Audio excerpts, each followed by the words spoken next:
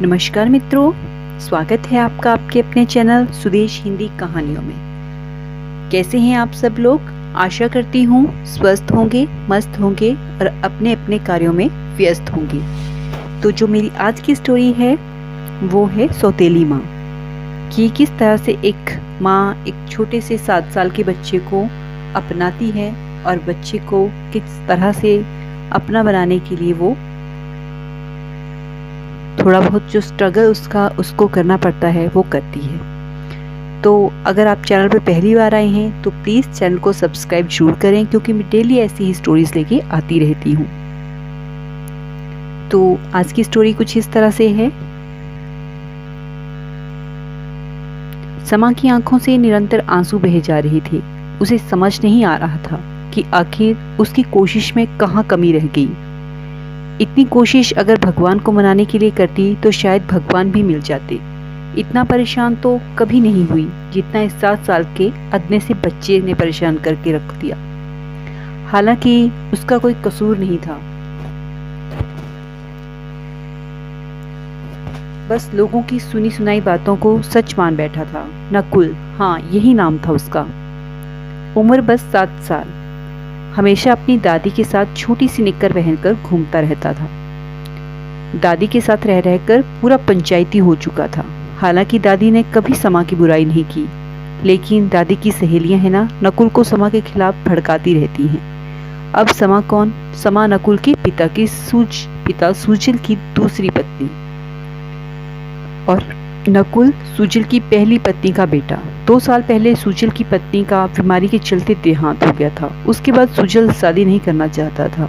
बस जैसे तैसे बड़ी मुश्किल से सुजिल को शादी के लिए मनाया और पिछले ही महीने सुजिल का विवाह समा के साथ हुआ।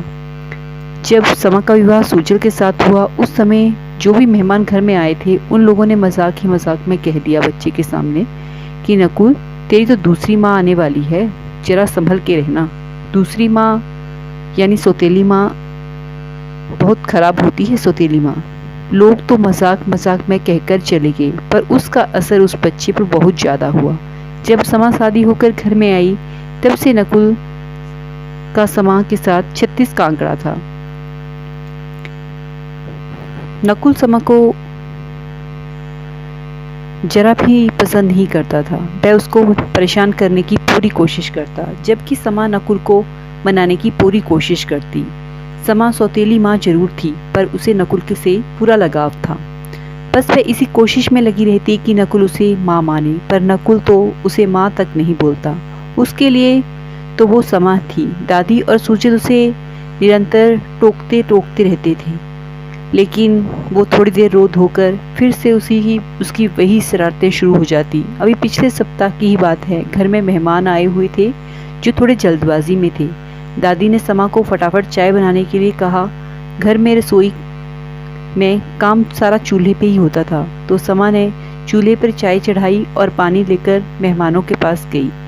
जितने में समा वापस आई, नकुल ने पानी का जग लेकर चूल्हे में डाल दिया। जब तक समा ने वापस चूल्हे की तरफ देखा तो चूल्हा पानी से भर चुका था और दोबारा उसमें चाय नहीं बन सकती थी।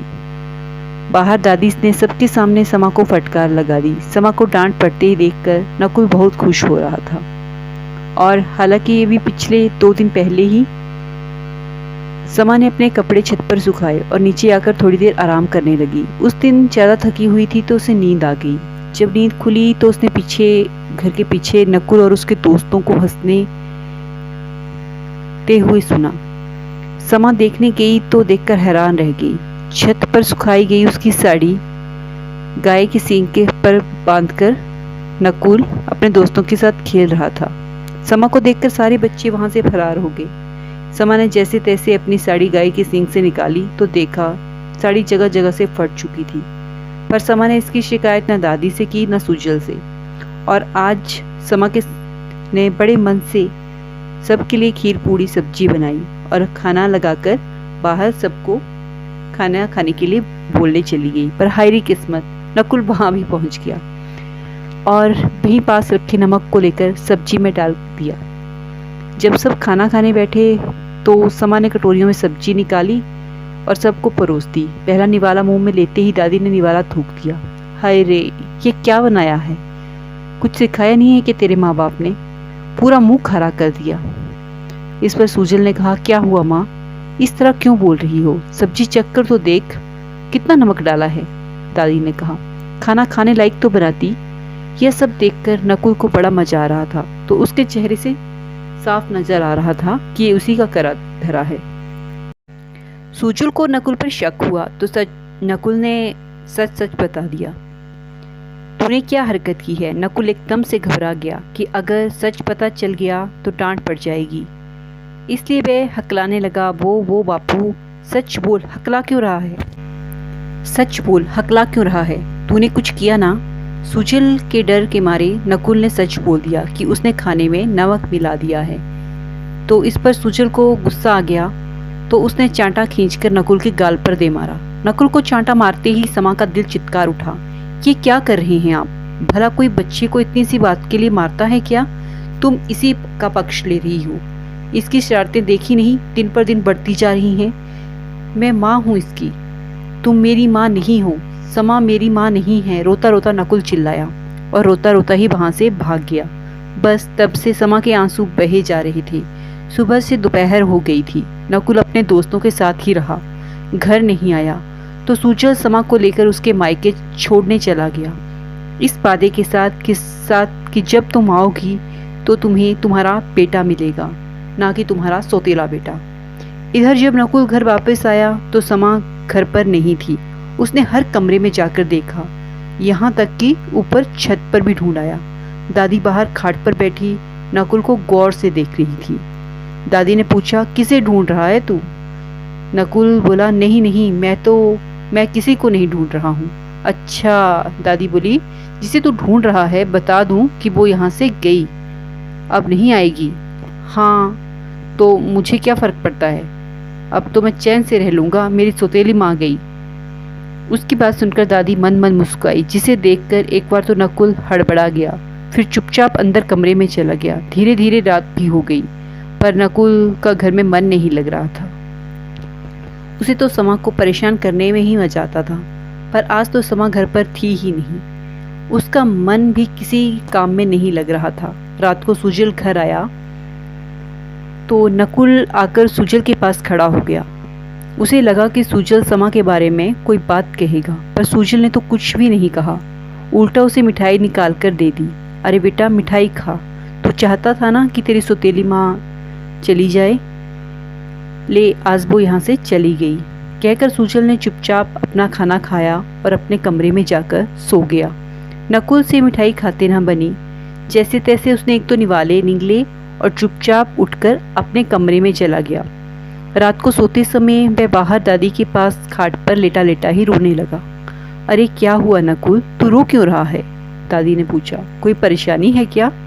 पर नकुल ने कुछ नहीं कहा, बस रोए जा रहा था। नकुल के रोने की आवाज़ सुनकर सुजल बाहर आया। क्या हुआ माँ? देखना, नकुल रोए जा रहा है, बता भी नहीं रहा कि क्या हुआ है। क्या बात है नकुल, क्यों रो रहा है? आज तो तेरे लिए बड़ी खुशी का दिन है, तेरी सौतेली माँ जो चली गई। तू तो यही चाहता था ना? मैंने कब कहा वो यहाँ से चली जाए? मेरा तो मन ही नहीं लग रहा है उसके बिना। उसकी बात सुनकर दादी और सुजल के चेहरे पर मुस्कुराहट आ गई।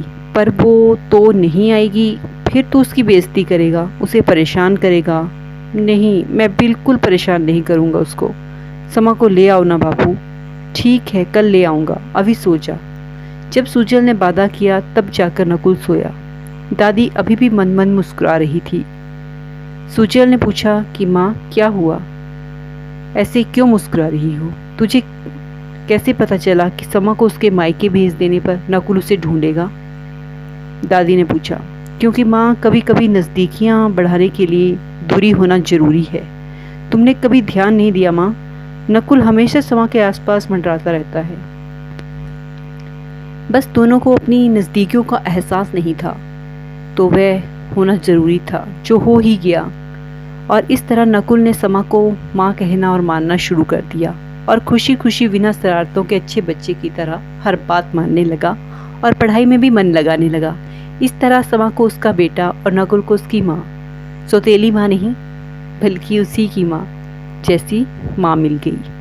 तो आपको स्टोरी कैसी लगी प्लीज़ कमेंट करके ज़रूर बताएं और चैनल को सब्सक्राइब ज़रूर करें अगर आपको स्टोरीज़ पसंद आती हैं तो।